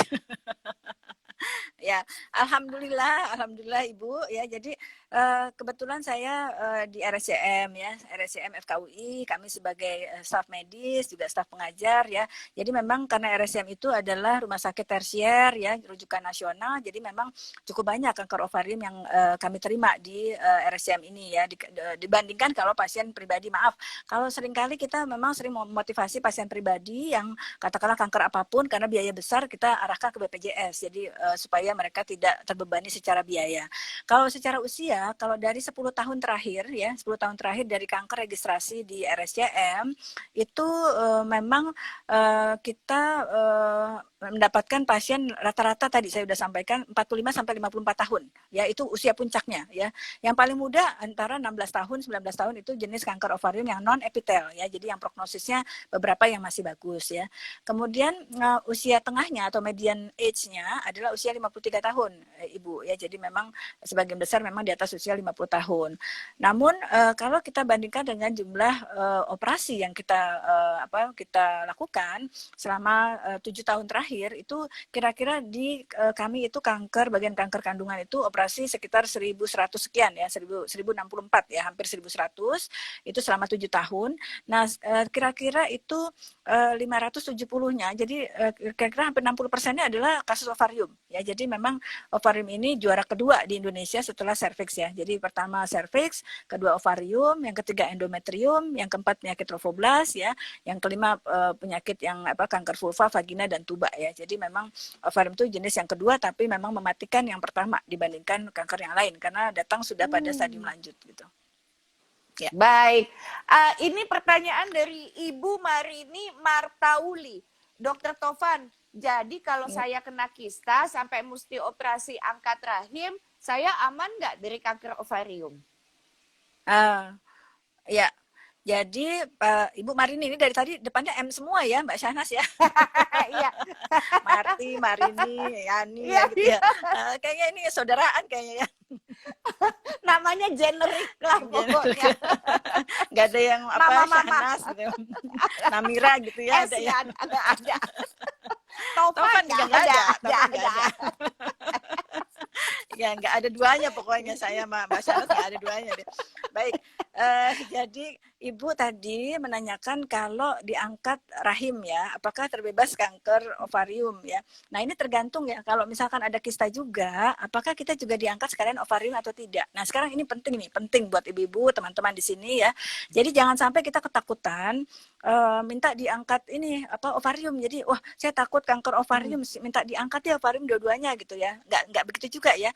Kalau kita cerita tadi tentang Angelina Jolie, kan ada Angelina Jolie apa namanya fenomena ya. Jadi waktu itu beliau karena ada 9 anggota keluarganya yang terkait dengan kanker, terkait dengan keluarga, familial cancer syndrome ya, maka dia melakukan pemeriksaan BRCA namanya ya, breast cancer antigen ya. Jadi suatu gen yang memang sangat terkait dengan kanker payudara ovarium ya. Dan ternyata dia positif ya, positif. Dan dia nggak mau ibunya itu kan kanker ovarium meninggal, tantenya juga ya. Kemudian beberapa tantenya juga payudara, meninggal pada usia 50-an tahun, masih muda lah gitu. Jadi waktu itu Angelina Jolie minta untuk diangkat payudaranya, mastektomi bilateral, itu di usia beliau 38 tahun. Itu masih muda loh, lagi maaf ya, payudara lagi bagus-bagus ya tuh. Lagi bagus-bagus 38 Iya, tahun minta betul. diangkat. Jadi tapi ya jangan lupa beliau langsung melakukan rekonstruksi ya. Jadi payudara diganti dengan rekonstruksi. Ya alhamdulillah masih ada payudara, tapi bukan jaringan dia sendiri begitu. Nah kemudian dia 2 tahun kemudian dia juga melakukan permintaan untuk diangkat ovarium keduanya. Jadi salpinga ovarektomi bilateral ya. Ovarium kan dua-duanya diangkat tuh waktu pada usia 40 tahun. Itu saking beliau takutnya. Tapi untung memang ini adalah hasil dari pemikiran yang luar biasa ya, bahwa dia nggak mau pada usia-usia muda ternyata terkena kanker terkait dengan keluarga dan akhirnya merenggut nyawanya gitu ya. Nah yang perlu tadi ya, kalau misalkan kita memang diangkat ovarium keduanya ya, memang jelas tidak ada resiko kita menderita kanker ovarium lagi, dengan catatan kita belum pernah menderita kanker ovarium, begitu, paham ya? Jadi artinya kalau misalkan kita sudah pernah menderita kanker ovarium dan ternyata stadiumnya lanjut, itu namanya mikroselnya itu udah nyebar kemana-mana, tunggu tanggal mainnya aja tuh kapan gitu loh. Walaupun ovarium kanan kirinya sudah diangkat, itu bisa dia ternyata muncul di leher, ya kelenjar getah bening leher bisa, atau misalkan muncul di tulang belakang ya, atau misalkan muncul misalkan di liver, itu bisa. Tapi kalau misalkan kita belum pernah ada terdiagnosis kanker ovarium, tentu pengangkatan kedua ovarium itu akan menurunkan secara signifikan sampai 98% kita tidak menderita kanker ovarium di kemudian hari. Tapi perlu disadari bahwa ovarium itu bukan organ untuk reproduksi saja. Jadi bukan organ untuk menghasilkan sel telur saja, menghasilkan hormon saja, estrogen, progesteron, dan lain sebagainya. Tapi dia justru estrogen itu adalah berfungsi untuk fungsi kehidupan. Ya. Jadi pada pasien-pasien yang memiliki misalkan nih keluarga yang memang banyak stroke-nya nih, ya penyakit-penyakit kardiovaskuler, jantung, pembuluh darah, pembuluh otak, ya pecah pembuluh darah dan sebagainya, itu biasanya memang kita sayang-sayang ovarium ya, karena ovarium itu juga melindungi jantung dan tulang, jantung dan pembuluh darah ya, sehingga kalau pasiennya lebih banyak keluarganya menderita stroke pada usia muda, hipertensi banyak, tentu pertimbangan untuk mengangkat ovarium keduanya kita sangat-sangat hati-hati ya, karena kita 50 tahun kita angkat ovarium ternyata dia menderita stroke dan itu juga mengancam nyawa gitu. Jadi memang ini adalah personalized medicine ya Mbak Shahnaz. Jadi selalu case by case ya, kita nggak bisa menyamaratakan semua pasien harus diangkat kedua ovarium, harus ditinggalkan dua-duanya, harus angkat satu. Itu terkait bagaimana nanti kita melakukan secara spesifik counseling terhadap pasien per individu. Jadi betul-betul personalized medicine. Jadi betul-betul disesuaikan dengan kondisi pasien ya. Kemudian apakah dia obesitas juga, apakah dia memang sudah ada hipertensi sebelumnya, atau penyakit keluarga yang memang terkait dengan kanker atau penyakit-penyakit yang pembuluh darah tadi gitu ya. Jadi intinya konsultasikanlah kepada dokter yang Ibu percaya ya. Baik. Jadi kalau begitu secara tidak langsung banyak sekali pertanyaan yang sudah dijawab oleh Dr. Tovan nih di sini. Alhamdulillah. Yang selalu bertanya adalah iya, jadi apakah membuang ovarium adalah jalan yang bijak gitu ya? Apalagi kalau misalnya udah memang tidak mau punya anak kembali begitu ya? Dan banyak sekitar-sekitar itu yang sudah terjawab karena tadi Dr. Tovan sudah memberikan secara tegas bahwa setiap keputusan itu tidak bisa disamakan, lain ladang lain ilalang, nggak bisa satu resep disikat buat semua penyakit karena pasti sekali. Case by case itu akan beda-beda gitu ya. Nah ini ada lagi yang masuk adalah Yangma, Bu Yangma. Saya usia 47 tahun nih Dokter Tovan, 4 Ya. bulan terkena kanker ovarium stadium akhir, nggak ada gejala saya dok. Ya. Haid juga masih lancar, memang sering buang air kecil. Alhamdulillah sudah selesai kemo 6 kali tanggal 26 Juli kemarin. Ya, ya.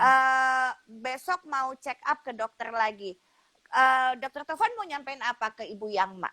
Ya, semangat Ibu ya, luar biasa ya. Pokoknya tadi sudah saya sampaikan, apapun ya jenis kankernya, apapun seberapapun stadiumnya, ya maaf semua juga akan kembali ke kampung ilahi ya Mbak Syahnas ya. Semua juga begitu, Ya. mau jalannya kayak apa tadinya segar bugar tiba-tiba ketabrak di lalu lintas juga bisa ya. Jadi intinya Ibu tetap patuhi apa yang menjadi rencana treatmentnya, rencana terapinya ya. Biasanya kanker ovarium itu modalitas utama terapinya adalah pembedahan ya, pembedahan yang optimal ya. Kalau misalkan pada yang stadium lanjut itu harusnya optimal semua terangkat tuh, semua sampai akar-akarnya kita angkat. Kemudian jangan lupa harus kemo. Nah, ini yang seringkali banyak yang merasa sudah sembuh ya ketika diangkat seluruhnya, operasinya sampai berapa jam, mungkin kadang-kadang sampai 6 jam ya operasinya, terus nggak jadi kemo ya. Itu nggak boleh karena ovarium itu tidak terpisahkan kemo itu dengan operasinya begitu ya. Beberapa pasien yang saat ini yang saya pernah terima itu maaf ya, itu belum pernah ketemu sama saya tapi tiba-tiba perutnya gendut ya, nggak bisa makan begitu, ternyata banyak cairan, ternyata dia udah pernah operasi setahun yang lalu gitu ya, dengan dokter kanker kandungan sudah disarankan untuk kemo, ternyata dia nggak mau karena udah merasa sembuh. Nah sekarang sudah kambuh lagi gitu ya.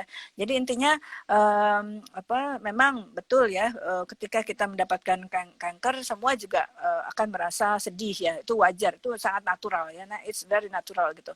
Tapi sekali lagi ya, kita berprinsip bahwa usia itu tidak ada yang bisa menjamin ya, tadi yang pertama. Kemudian yang kedua, patuhi segala macam nasihat ya, apapun yang akan dilakukan. Kemudian jangan lupa tadi happiness ya, bahwa keberhasilan terapi itu terkait dengan faktor psikologis kita, tentu dengan beberapa suportif ya, makanan, nutrisi, kemudian suportif dari orang-orang terdekat ya, kemudian bagaimana kita bisa tetap bisa menjaga pola hidup, istirahat yang cukup ya, itu penting dalam respon terapi selama masa-masa pengobatan gitu ya. Ya, Baik, dan Ibu bisa pulih Elis. Ibu, insya Allah. Amin. Terkirim doa dari kami semua ya, Ya, Ibu amin, mesti amin. semangat. Nah, Ibu Elis Chang membenarkan kalimatnya Dokter Tovan. Dokter Tovan bener banget nih. Karena kebetulan saya ketahuannya karena tanda-tandanya susah buang air kecil katanya. Jadi susah buang kencing. kecil. Nah, jadi nggak sengaja jadi ketahuannya. Nah, ketemunya suka begitu ya, yang namanya kanker ovarium tuh nggak sengaja ketahuan seperti begitu ya. Nah, Dokter Tovan, ini ada lagi Ibu Ahtanti. Apakah ada pantangan dok makanan supaya sel kankernya tidak berkembang? Ya, bagus pertanyaannya Ibu. Jadi memang sekali lagi ya, kita mungkin kalau diajarin kayaknya udah pada tahu ya. Tapi kan yang susah kan ini, godaannya terlalu besar ya. Kayak misalkan maaf ya, kita sebut aja cheesecake ya. Cheesecake itu enak banget gitu kan. Ya kita nggak bisa nolak tuh kalau udah, waduh lezat kayaknya, kalau nggak habis kita nggak ini ya, belum berhenti makannya gitu. Jadi kalau ditanya ada makanan apa sih yang bisa untuk artinya menghambat gitu ya, menghambat lajunya sel kita gitu ya, sel kanker gitu. Sebenarnya beberapa makanan mengandung antioksidan. Antioksidan ya pasti ya vitamin C, vitamin D, vitamin E. Nah, yang penting juga adalah vitamin D nih ya. Vitamin D itu seringkali kita merasa ya, kita kan negara tropis ya, matahari ada di mana-mana gitu ya. Bahkan dulu farmasi yang memproduksi vitamin D itu merasa nggak akan laku tuh vitamin D di Indonesia ya, karena negara tropis banyak mataharinya gitu ya. Tapi ternyata bahwa kita ada penelitian di populasi ibu hamil kita, ternyata 99% ibu hamil kita ternyata defisiensi vitamin D, luar biasa Mbak Syahnas, 99%. Ya, kenapa? Karena pola hidup kita tidak sehat sama sekali ya, berangkat gelap, pulang gelap gitu ya, nggak pernah kena matahari, andaikan juga kena matahari juga kita pakai payung gitu kan. Ya memang penting juga kita harus tahu bagaimana cara menjemur yang baik ya. Tentu kalau perempuan nggak bisa ya, karena menjemur di matahari dengan vitamin D yang baik itu harus agak terbuka gitu ya. Nanti Mbak Syahnas nanti dikejar-kejar orang nanti kalau jemuran di depan rumah. Jadi laki-laki pun harus bertelanjang dada, itu kan tuh yang idealnya kayak bayi dijemur gitu kan. Nah, itu nggak mungkin. Jadi memang harus ada suplemen vitamin D. Vitamin D itu penting apalagi masa pandemi karena terkait dengan imunitas ya, dengan beberapa penyakit autoimun, kanker ya, bahkan juga pada beberapa kelainan janin itu terkait dengan defisiensi vitamin D. Nah, jadi kembali ke hidup sehat, Bu. Jadi kembali ke alam ya. Jadi kayak misalkan zaman-zaman dulu nenek moyang kita kenapa sih kayaknya mereka usia-usianya pada panjang ya. Misalkan bahkan maaf, nenek saya tuh meninggal usia 121 tahun, Mbak Syahnas. Itu 121. Wow, Makanya saya agak panjang pede juga. sekali.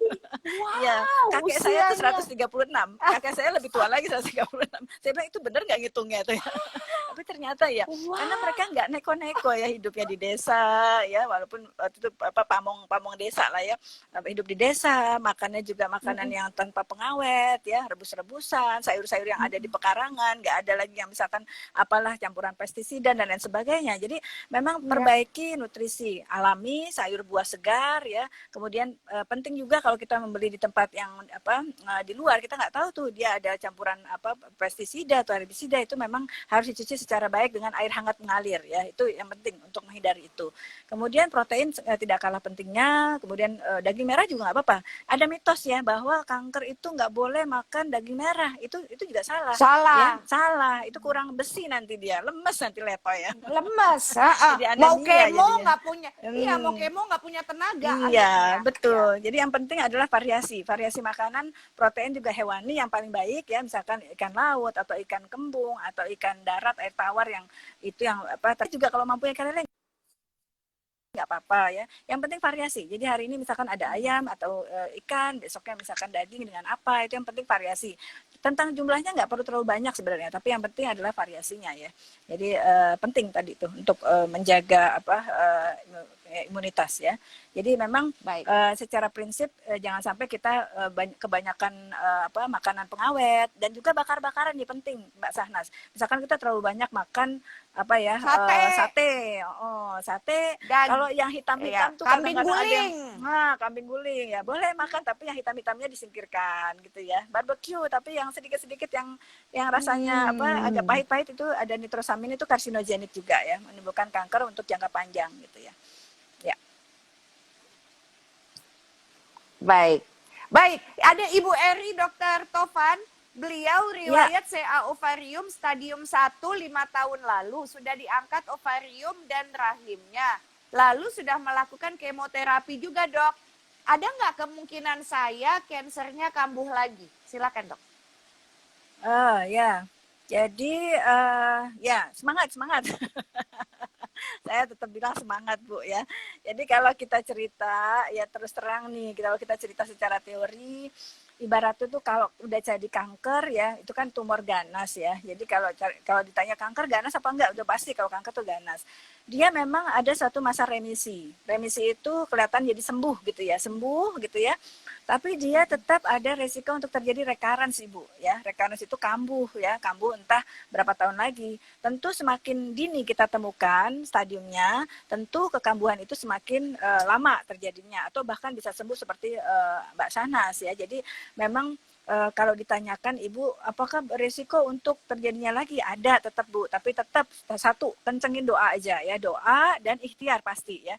Jadi doa betul, minta ya Allah berikan saya untuk lebih banyak beribadah, lebih banyak untuk memberikan manfaat. Yang kedua jangan berdoa aja tapi tanpa ikhtiar ya, tetap pola hidup baik ya, tadi tidak mager, kemudian menebar manfaat ya, kemudian memang nutrisi diperbaiki dan segala macam ya. Jadi memang tetap menjalani kehidupan yang lebih sehat ya.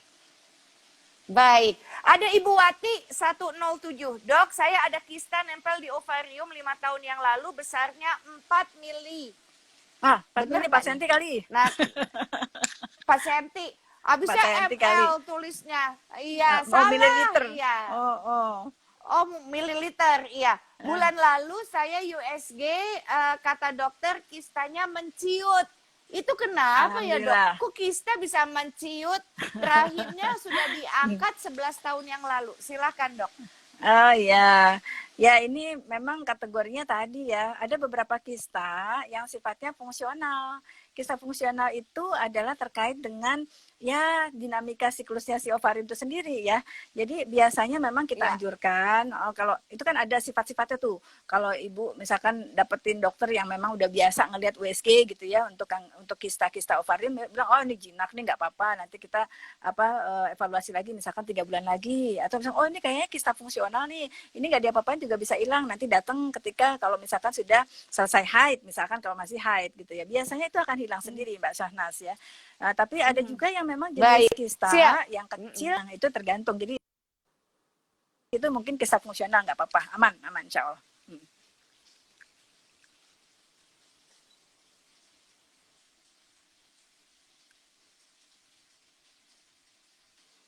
Sinyalnya kurang bagus.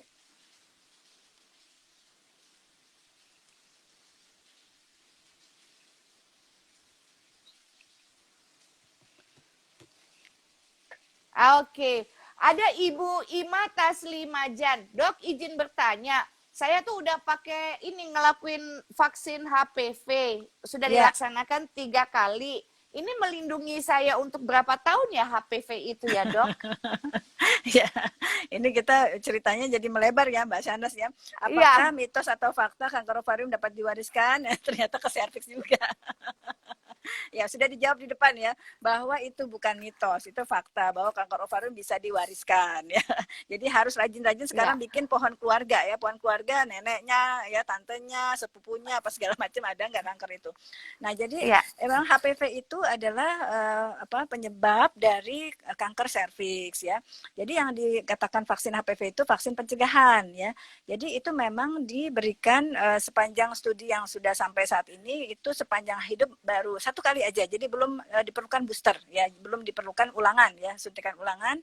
Jadi kalau usianya di atas 15 tahun ke atas itu memang 3 kali suntik ya, ada jaraknya bulan 0, 1, 6 ya, itu ada schedule atau jadwalnya. Tapi kalau di bawah 14 tahun atau 14 tahun ke bawah itu cuma suntik 2 kali. Jadi memang secara penelitian itu masih bisa menjamin sampai 20 tahun itu masih bisa untuk bertahan secara imunogenicity-nya ya, kekebalannya ya. Baik, siap. Dok, izin mengundang Mbak Tantri lagi di akun CISC Ovarium ya. Penjelasannya sudah, tinggal kita melihat sahabat-sahabat CISC naruh pertanyaan apa ke akunnya Mbak Tantri. Begitu ya? Siap. Nah, sambil menunggu Mbak Tantri terhubung, ini semuanya memberikan apresiasi yang luar biasa kepada Dr. Tovan. Terima kasih banyak katanya. Sama-sama. Jadi karena penjelasannya itu tuh semuanya sangat berguna, isinya daging semua katanya gitu loh, karena untuk kebutuhan mereka. Alhamdulillah ya Dok ya. Kalau misalnya ternyata bisa membuat orang sadar, karena dengan penyadaran itu bisa menyelamatkan nyawa. Baik, Dok, sambil menunggu Mbak Tantri dengan akun Ovarium, Mbak Tami minta tolong dihubungi Mbak Tantri untuk dikasih tahu. Kita jawab cepat aja ya Dok ya, untuk yang masuk dari pertanyaan-pertanyaan yang ada masuk ke DM gitu ya. Jika saya pasien kanker ovarium, apakah saya bisa kena kanker payudara? Bisa. Bisa, nggak perlu jelas. Nggak perlu kata singkat. Betul. Bisa. Katanya singkat, jadi sebaiknya cek, bisa. Ya, sebaiknya cek itu ya, BRCA itu untuk melakukan suatu prognosis juga ya, apakah kita memang probability-nya bagaimana. Karena tadi disampaikan satu singkat aja ya. Jadi kalau secara umum pada populasi umum ya, kanker ovarium itu rata-rata sebenarnya rendah, cuma 1-2% saja, ya 1,37%. Sedangkan kanker payudara itu 12% pada populasi umum ya. Tapi ketika kita punya BRCA-nya positif, misalkan kita sudah tadi kanker ovarium nih, ternyata BRCA-nya positif nih, BRCA 1, BRCA 2 itu meningkat tajam sampai bahkan sekitar sampai 69-80% ya pada BRCA 1, sedangkan pada BRCA 2 bisa sampai 30% peningkatan kanker payudara menjadi kanker ovarium ya. Jadi penting untuk memeriksa BRCA ya. Oke, siap. Jadi buat Anda, sahabat-sahabat CISC, jangan lupa di feed Instagram CISC itu ada video kampanye 10 jari. Yang salah satu faktor risikonya adalah mutasi genetik gitu ya. Nah, Dok, sekali lagi penjelasan singkat, mutasi genetik itu adalah? Nah, mutasi itu adalah perubahan ya. Genetik itu pembawa sifat ya. Jadi bisa terjadi perubahan pada level gen ya. Gen itu sebenarnya kalau bisa dibayangkan teman-teman itu, kita ini satu tubuh ini terdiri dari beberapa organ ya, organ segala macam ya, sistem organ, jaringan, sel ya. Sel itu kalau teman-teman sudah belajar biologi kan sel itu ada intinya ya, nukleus ya. Inti itu adalah mengandung kromosom di situ pembawa materi genetik. Nah, di kromosom itu ada gen-gen tuh ya. Jadi kalau berdasarkan Badan Genomik Internasional, kita satu tubuh manusia itu memiliki 25.000 gen ya. Jadi tergantung gen Hai apa yang Mbak. terkena perubahan tersebut. Jadi bisa diturunkan, bisa ternyata memang itu alhamdulillah tidak diturunkan. Jadi tergantung apakah itu mutasinya bersifat didapatkan atau memang hasil dari keturunan ya. Ya. Baik. Baiklah, terima kasih dokter. Mbak Tantri sudah ada, silakan untuk Sama-sama.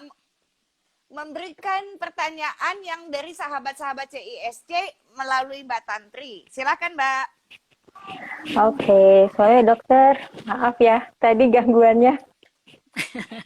Ya nggak apa-apa. Oke, ini dari Mbak Novalia. Itu apakah yang dimaksud dengan clear cell carcinoma ovari? Mohon Wah, penjelasannya. ini kelas berat Ini Mbak kelas berat, Novalia Mbak ini. Shahnaz. Ya, Nggak pernah tahu ya. jadi beliau gini. itu tahun Ya. 2012 itu pernah operasi kista endometriosis. Terus Ya. 2019 sampai 2020 dibilangnya kolik, tapi kemudian tahun 2020 baru ketahuan dia karsinoma clear cell karsinoma Clear itu cell. dok, gitu. Ya. Terus Ya. pertanyaannya dia, karena dia pernah disuntik hormon itu, apakah yang menjadi pemicu terjadinya clear cell itu dok?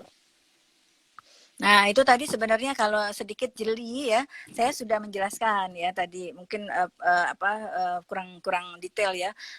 Jadi yang namanya clear cell itu artinya kan clear itu jernih ya, cell itu sel. Jadi sel jernih itu jenis histologi atau pembacaan di mikroskop ya. Jadi kanker tuh ada banyak macamnya, ada seros, ada mucinos, ya isinya ada jelly, ada yang misalkan cairan encer aja atau misalkan isinya kayak bunga karang gitu ya. Nah, clear cell ini kalau dibaca di mikroskop tuh bentuknya kayak sel-sel jernih lah, makanya disebut clear cell.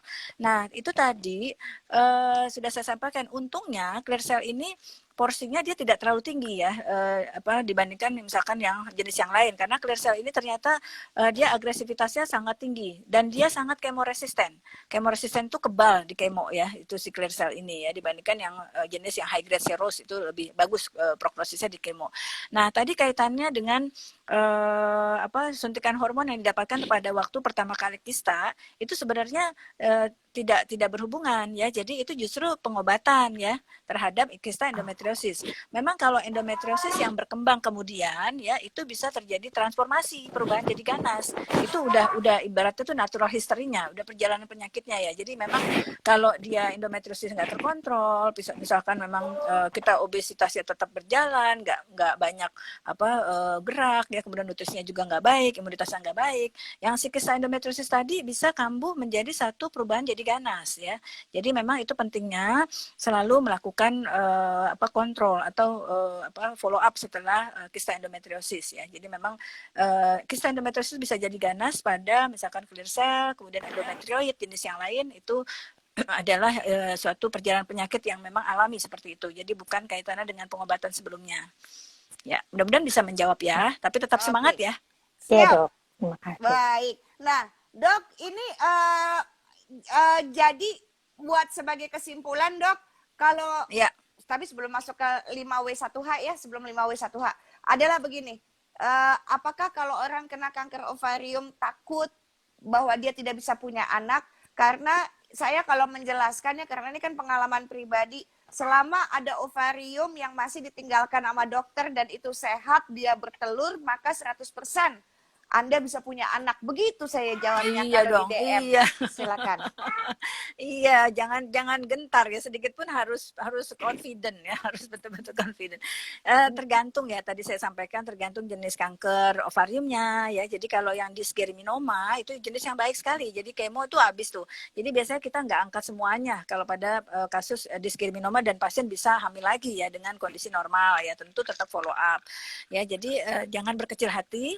Bahkan pada kondisi yang jenis epitelial itu jenis yang memang cukup agresif pun, kita dengan berbagai pertimbangan tetap kita untuk mempertahankan yang namanya fungsi reproduksi ya. Jadi tapi memang tadi tuh jangan sampai misalkan pada nona nih terus nggak nikah nih, kayak repot ya, kita mempertahankan kandungannya itu dalam rangka untuk hamil, tapi kok yang nggak nikah susah. Jadi memang biasanya disertai dengan tetap ada usaha untuk ada ya peluang untuk menikah dan memiliki anak segera ya. Setelah itu sudah punya anak satu udah cukup, satu itu lebih dari cukup kalau untuk pasien yang memang kanker ovarium sudah agresif ya. Jadi biasanya kita dengan teknik teknologi assisted ya, jadi teknologi reproduksi berbantu atau IVF ya, bayi tabung, untuk segera stimulasi supaya tidak ada waktu lagi, karena dikhawatirkan kalau misalkan kita mempertahankan ternyata kita nggak ada waktunya tertunda-tunda, itu yang bukan terjadi kehamilan ya, tapi ternyata kankernya kambuh lagi ya, itu kan jadi lebih repot lagi ya. Jadi memang ini nanti akan terjadi suatu kolaborasi antar multidisiplin ya, jadi antara dokter kanker kandungan dengan dokter bagian reproduksi, fertilitas endokrin, itu akan kolaborasi untuk menciptakan suatu kehamilan pada pasien-pasien pasca kanker ovarium ya. Baik. Dan sebagai kesimpulannya ya Mbak Tantri ya, Dokter Taufan, kita butuhkan sekali nih dok, adalah yang pertama kalau ternyata BRCA-nya positif, tes BRCA-nya positif, Ya. apa yang mesti segera dilakukan, sama kita simpulkan summary konklusinya adalah yang 5W1H. Silakan dok. Baik, ya kayaknya memang kalau Mbak Syahnas yang jadi host nih kayak sampai besok pagi juga pada anteng ya. Ya jadi tadi kalau misalkan dapetin hasil BRCA yang positif, tetap ya berbesar hati ya, tetap berpikir jernih dan mengkonsultasikan tentu ya dengan genetik konselor yang tepat ya, bisa siapapun. Sebenarnya beragam genetik konselor bisa melakukan, kayak misalkan onkogynecologist, dokter ahli kanker kandungan yang kompeten, atau misalkan bahkan pun seorang konselor genetik yang bukan berbasis pada misalkan dokter-dokter subspesialis tertentu ya. Jadi jangan galau sendiri lah ya, terus cari-cari sendiri terus jadi jadi segala macam, jadi galau gitu, nggak bisa tidur 3 hari 3 malam gitu ya, jangan ya. Jadi datang kepada ahlinya ya. Kemudian yang kedua adalah 5W1H tadi ya. Jadi siapa sih yang memang terindikasikan untuk memeriksa BRCA ini ya? Memang kalau secara rutin memang tidak direkomendasikan ya, jelas ya. Jadi memang pada pasien-pasien yang kalau lebih berhemat itu pada pasien-pasien yang memang dia adalah penderita kanker ovarium ya, terutama yang high grade serous ya. Jadi itu jelas. Jadi untuk melihat pemetaan dalam keluarganya. Tapi andaikan misalkan penderita tersebut juga masih negatif BRCA-nya, bukan berarti keluarganya aman semua ya. Karena ternyata 40% itu bisa kecolongan pada keluarga yang memang ternyata tidak diperiksa BRCA-nya pada pasien yang kanker ovarium tersebut ya. Jadi indikasinya pada pasien-pasien kanker ovarium jenis yang high grade ya. Kemudian kapan dilakukan pemeriksaan? When ya. When itu ketika pertama kali seorang penderita kanker ovarium terdiagnosis. Jadi dari awal. Untuk apa sih? Why ya? Why? Kenapa pentingnya dilakukan BRCA? Karena memang kita ingin melihat prognosis. Ya, jadi dikatakan kalau misalkan BRCA2-nya positif itu justru mengimplikasikan suatu prognosis yang lebih baik ya terhadap kemungkinan respon terhadap kemoterapi. Jadi malah justru kalau BRCA2-nya positif bagi penderita tersebut baik untuk kemo responsiveness ya, jadi respon terhadap kemonya. Kemudian apa yang diambil nanti pemeriksaannya nggak banyak-banyak ya, biasanya kalau untuk menemukan suatu germline mutation, jadi mutasi yang terkait dengan diturunkan atau hereditary, itu adalah dari darah, biasanya darah, atau ya saliva juga bisa, tapi pada umumnya darah ya. Tapi kalau misalkan memang tidak ditemukan di darah, biasanya kita ngambil dari tumornya untuk lihat yang memang somatic mutation, jadi mutasi yang terkait dengan acquired atau didapatkan ya, memang hanya spesifik di tumornya tersebut ya. Kemudian where ya, di mana? Ya tentu di laboratorium yang memang sudah melakukan pemeriksaan BRCA ya. Jadi beberapa saya nggak perlu sebut kali ya, nanti mungkin bisa berkonsultasi dengan CISC atau misalkan dengan Ya. teman-teman dari ASI ya. Jadi mungkin itu saja dari saya. How-nya gampang kok ya, tinggal dilakukan ambil darah, kemudian dikirim ke laboratorium. Biasanya pemeriksaannya bisa kira-kira 2 sampai 4 minggu ya hasilnya, tergantung teknologi kita sudah melakukan atau belum. Kalau misalkan masih dikirim ke luar negeri ya memang cukup memakan waktu ya. Itu mungkin itu saja dari saya. Jadi intinya pada kanker ovarium ini kita harus betul-betul awareness, itu kewaspadaan tingkat tinggi ya, karena sudah beberapa kali saya sampaikan, meskipun kita sudah berupaya untuk menjalankan pola hidup sehat sekalipun, kita tetap bisa kena kanker ovarium ya. Ya, tapi kalau misalkan pun ketahuan ya pada stadium awal, jadi 90-90% bisa tertanggulangi dengan prognosis yang baik ya. Jadi itu ya. Jadi pencegahan itu selalu lebih baik daripada pengobatan. Mungkin itu saja Mbak Syahnas, terima kasih banyak. Mudah-mudahan dapat menjadi manfaat untuk semua ya. Sangat bermanfaat, sangat menjadi Amin. sebuah pencerahan buat yang sedang menyaksikan. Mbak Tantri, sebelum saya tutup, apa yang mau disampaikan? Jadi ada akun CISC khusus buat ovarium ya. Silakan Mbak Tantri untuk menyampaikan, sama yang mau tes BRCA untuk warga komunitas tercinta CISC, ada potongan harga ya Mbak Tantri. Silakan. Luar biasa.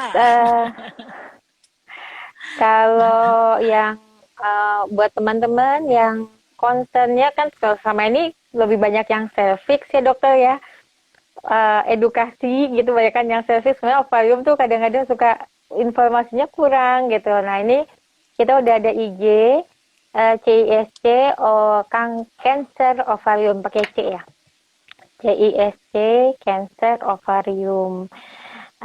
Nanti insya Allah akan banyak berusaha untuk dikumpulin klip-klipnya, informasi-informasinya mengenai cancer ovarium itu gitu. Terus kalau yang untuk BRCA itu nanti informasinya lebih lanjut ada di situ juga ya. Tapi memang ada beberapa yang yang suka ada diskon-diskon ya. Salah satunya ada lab. Saya kok belum update ya Mbak yang itu ya. Oh baiklah, kalau begitu jadi nanti tunggu saja informasinya di akun CISC yang spesial ovarium, begitu ya? Cancer Ovarium, CISC CISC Cancer Ovarium. Keren banget deh. Makasih dokter. Mbak kasih Tantri banyak. Dan Mbak Tantri itu juga penyintas CA ovarium dokter. Oh iya.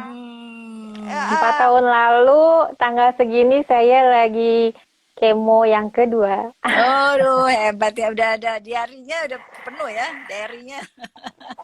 Ya catatan kecil aja biar ingat pernah sakit. Itu penting itu. Catatan betul, yang bisa dibagikan sebagai inspirasi. Nah, penutup dari saya setelah mendengarkan semua penjelasan Dr. Tovan yang begitu luar biasa, untuk semua sahabat CISC yang memiliki riwayat keluarga dengan kanker ovarium atau faktor risiko lainnya, jangan ragu, jangan takut, konsultasi yuk ke dokter. Ingat ya, ke dokter, jangan ke dukun, oke? Ya, setuju. Karena soalnya dukun dibilang orang pinter ya. Ember. Terus udah gitu, oke lah ya kalau masih ada usaha pijet, minum herbal, oke lah ya. Itu enak, nggak apa-apa ya. Iya. Kadang mindahin penyakit ke kambing, kambingnya dipotong, dibilang bahwa pasiennya sembuh. Tunggu ya, ini aturan mainnya bagaimana ya, dan harga kambingnya juga sangat mahal sekali yang saya tahu. Nah, kalau orang putus asa kan semua akan diikutin dokter gitu loh. Betul, dan biasanya dokter Tovan, mengapa mereka pindah dan lari pergi ke orang alternatif selain dokter? Takut dioperasi tahu. Iya. Ada operasi sama saya nggak sakit loh. Langsung cari pengobatan lain tanpa operasi. Nah begitu. Iya, kalau bisa sulap ya, diapain juga. Kalau dokternya cantik begini pada mau kayaknya dioperasi, tahu dokternya begini. Oh, Ya, insya Allah. Apalagi Iya. yang menjelaskan di awal Mbak Sahnas, kita kasih di frontliners. Nah, jadi untuk semua pertanyaan yang tidak bisa dijawab di sini, silakan kasih ke DM-nya CISC atau spesial CISC yang ovarium, oke? Nah, jadi untuk semuanya, mengapa kanker ovarium ini memang silent killer? Karena letaknya di dalam. Tapi kalaupun kena dan itu menjadi hadiah dari langit, artinya Anda yang memang ditunjuk. Jangan lupa, Allah itu nggak pernah, Tuhan yang Maha Esa nggak pernah salah nitipin penyakit gitu loh ke kita. Betul. Artinya di balik itu ada sesuatu pembelajaran supaya kita naik kelas jadi murid gitu ya. Jadi hamba, jadi makhluk sebelum kita semua pada ngantri untuk pulang karena telah digenapkan rezekinya di dunia. Jadi harus tetap semangat ya, semuanya yang nonton ini masih banyak yang bisa kita lakukan. Jadi kalau misalnya Anda ingin berbagi sesuatu, jangan disimpan sendiri, masuk ke komunitas. Karena apa? Kalau belajar dari perjalanan hidup sendiri bisa salah loh jalannya. Tetapi kalau belajar dari pengalaman orang, kita jadi bisa tahu mana yang jangan dilakukan yang salah. Kita lakukannya yang benar saja, begitu ya. Dan ini adalah suatu hal yang penting, sehingga untuk mengetahui lebih lanjut tentang apa itu kampanye 10 jari, sekali lagi Anda bisa cek videonya di feed IG CISC. Di sana ada Ova, Ria, dan Riri. Ini maskot kampanyenya 10 jari yang akan sharing tentang 6 faktor risiko dan 4 gejala kanker ovarium. Dan untuk Anda, para penyintas kanker ovarium, yang ingin bergabung dengan grup pasien CISC, bisa DM ke IG @CISC Cancer ya, ovarium. Sekali lagi @CISC Cancer ovarium. Dan di sana ada Mbak Tandri yang sudah akan menunggu dengan sabar memberikan jawaban-jawaban dari tim dokter yang akan membantu pertanyaan yang tidak terjawab di sini. Dokter Tovan, peluk sayang dari jauh, sehat terus. Aduh ya. Mbak Tandri juga. Makasih. Mohon maaf. Sehat Mbak Shana sama Mbak Tandri ya. Sehat walafiat. Dokter juga ya. Yang penting di usianya harus berkah dan harus banyak nolongin orang yang membutuhkan ketika pertama kali kaget dan takut pada saat didiagnosa kena kanker. Jadi sampai jumpa lagi di IG Live CISC selanjutnya. Assalamualaikum warahmatullahi wabarakatuh. Waalaikumsalam warahmatullahi wabarakatuh. Matur nuwun dokter, makasih ya Mbak Sahnas. Makasih.